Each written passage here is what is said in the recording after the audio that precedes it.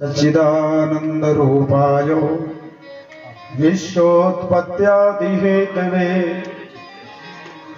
तापत्रय विनाशाय श्री कृष्णाय वयं नमः।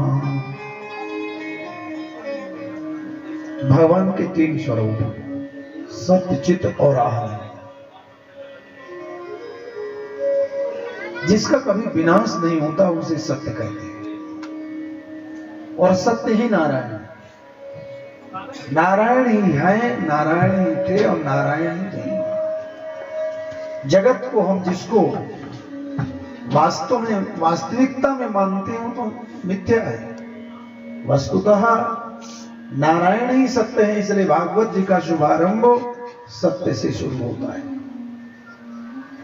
इसलिए जहां भगवान का वंदन आता है, भगवान के वास्तविक स्वरूप का वंदन करते हैं भागवत जी के शुभारंभ में, वहां कृष्णम परम धीमहि नहीं लिखते, वहां सत्यम परम धीमहि लिखते हैं। भगवान कृष्ण, भगवान सत्य है, कृष्ण सत्य है, राम सत्य है, दैवी संपदा ही सत्य है और जगत मिथ्या है। लेकिन हम सब लोग जगत को ही सत्य मानते हैं। वही परमात्मा चित परमात्मा नहीं, वही परमात्मा सारे जगत में घट घट में व्याप्त, हमारे आप के अंदर व्याप्त, जो चैतन्य ब्रह्म है। जिस चैतन्य ब्रह्म की चेतना से आप लोग यहाँ आ गए, बैठे हो, चल रहे हो, फिर रहे हो, चैतन्य ब्रह्म जो अदृश्य रूप में हमारे अंदर, आपके अंदर बैठा है, वही कृष्ण है। जैसे आज तक जिसकी कोई फोटोग्राफी नहीं कर पाई, वो अदृश्य रूप में आपके अंदर बैठा हुआ। जैसे काष्ठ की अग्नि को आप लोग नहीं देख सकते, दूध के घी को नहीं दे सकते, लेकिन है प्रयास करते हैं, दूध से तो घी निकलता है।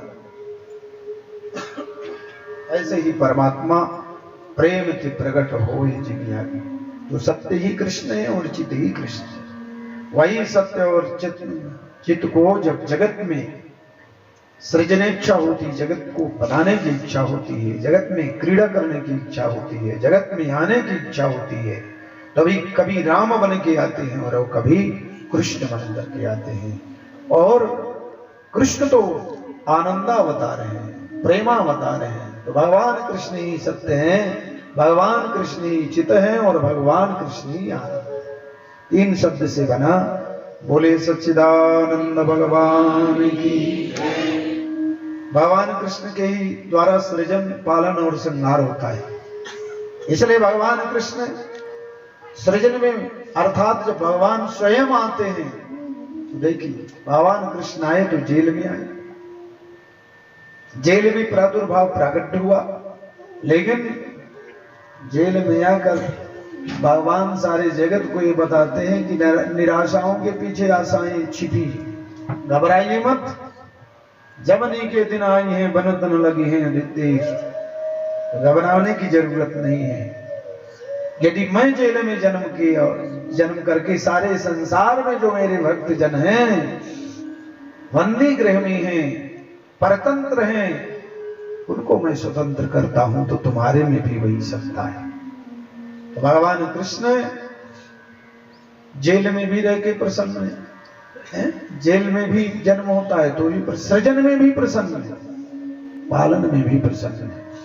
और जब सारे संसार का संहार करते हैं, यदुवंश का संहार करते हैं, तो भी मुस्कुराते हैं। तो सृजन ही पालन, सृजन पालन और संहार करता भगवान कृष्ण। और दैविक भौतिक तापों को दूर करने वाले भी भगवान कृष्ण हैं। तापत्रय विनाशाय श्री कृष्णाय वयम्